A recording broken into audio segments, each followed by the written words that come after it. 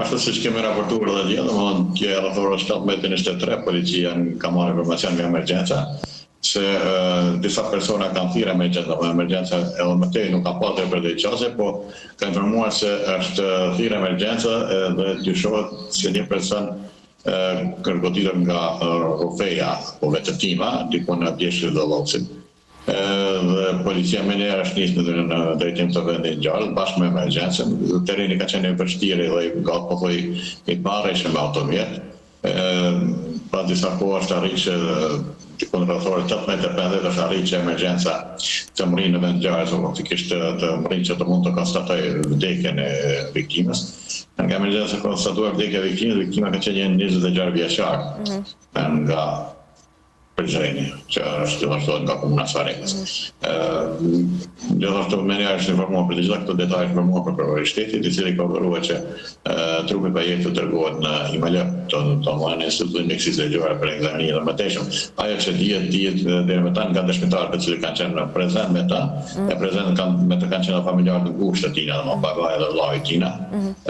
Nga thuhet që derisa kanë qenë në Pjeshkë, ka vetima viktimën edhe si pasojë dhe ka humbur jetën në ngjarjes. E qartë.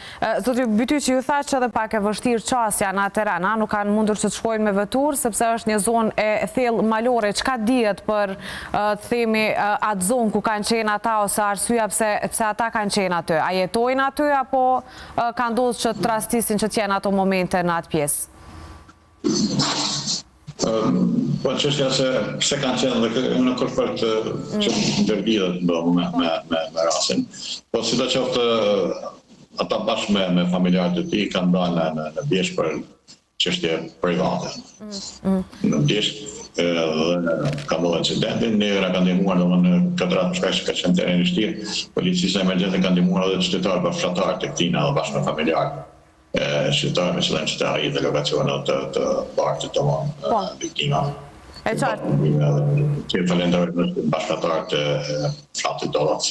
E qartë. Zotri Shaqiri, për ta sqaruar, pyetja ishte se në atë zonë të thellë malore ndoshta edhe policia ka disa të themi kështu këshilla se si të veprohet në raste kur kushtet atmosferike, edhe pse kjo është një fatkeqësi, kur nuk duhet të qëndrojë ndoshta në ato pjesë ose diçka që ndoshta policia duhet të bëj ftesë për qytetarët që të kenë më shumë kujdes, siç bën rëndomt.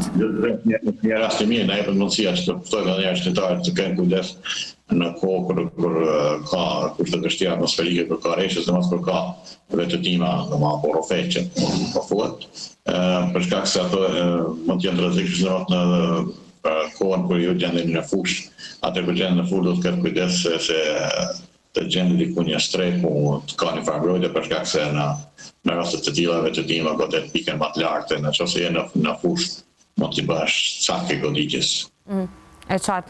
Zotri Byty, që edhe një pyetje nga goditja nga Rufeja, ishte ajo goditje pra që solli edhe vdekjen, edhe pse ka pas vonesa nga emergjenca, ajo ka ndodhur aty për aty, apo jo?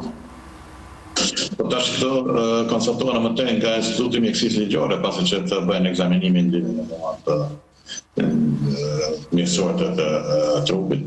Megjithatë, ka informatat e para ka dyshime që njëti ka humbur jetën në vend ngjarjes.